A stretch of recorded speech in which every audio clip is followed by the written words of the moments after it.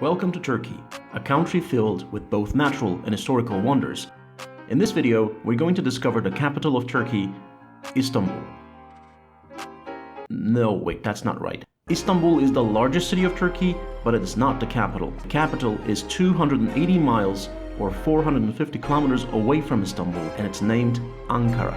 Ankara is the second largest city of Turkey. It houses all the ministries and other important sites like the Parliament building. If you're asking if it's worth visiting Ankara, I'd say yes. Usually two main sites come to mind when you say Ankara, and those are 1. Anatolian Civilization's Museum, where you can find relics from the beginning of the history of mankind, and 2. The Mausoleum of Ataturk, the founder of the modern Republic of Turkey. Let's visit these two sites and find out more about them.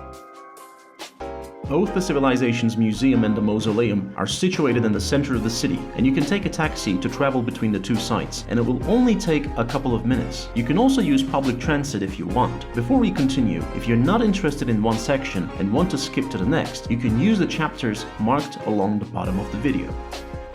Let's start with the Mausoleum of Ataturk. Now, this is not only a monumental grave, but it also houses a museum of Turkish independence history. I prefer to start the visit with a walk along the Lion Road, called such as there are lion statues along this paved road. Two sets of statues greet visitors, one representing the women and the other the men who rebuilt the country. The paved road has intentional gaps left to make visitors look on the ground as they walk, which makes their heads bowed down, showing respect as they enter the gravesite. This courtyard is used for state gatherings on important days for the Republic, like October 29th, May 19th, April 23rd, and so on. Make sure you do not try to visit the mausoleum, or Ankara for that matter, as during these days, it will be packed full. The soldiers on ceremonial duty change guards every hour, and they arrive to the courtyard around 15 past of every hour, and I recommend you time your visit to see that.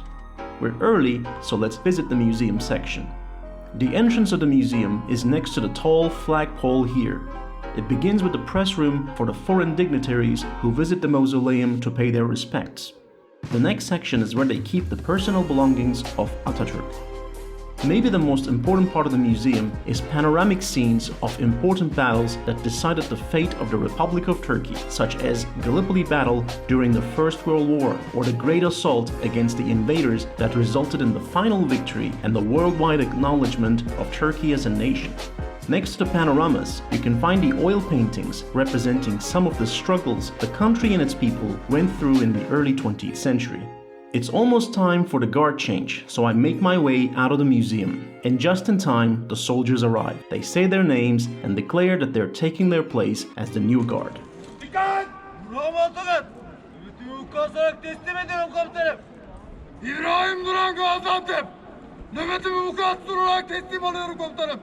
Let's go and visit the other landmark in Ankara, the Anatolian Civilization's Museum.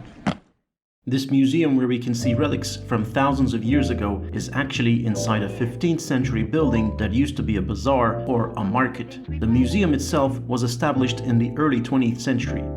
It's divided into sections showcasing findings from Turkey, following the course of history starting from the cavemen up until the classical ages of ancient Greeks and Romans. So the most recent relics you'll find here are from about 2,000 years ago.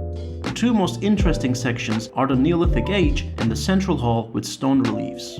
In the Neolithic Age section, we can find statues of the Mother Goddess, showing us the most important deity of the time was a female giving birth and sitting on a throne with lions on both sides.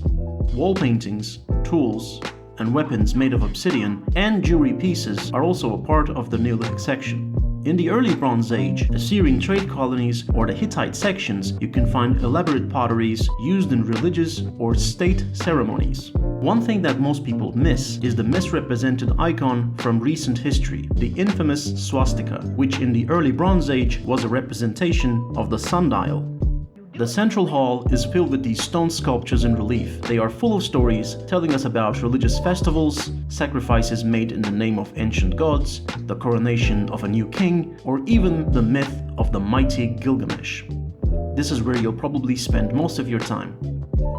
In the basement of the building is the Greek and Roman section, where we can find jewelry, coinage, and statues that are about 2,000 years old. Besides these two landmarks, the city of Ankara itself isn't very tourist-oriented, so you'll have a harder time finding people who speak English. But this also means you can explore a city that remains more Turkish than Istanbul. Let us know what you think of Ankara in the comments. Have a wonderful journey.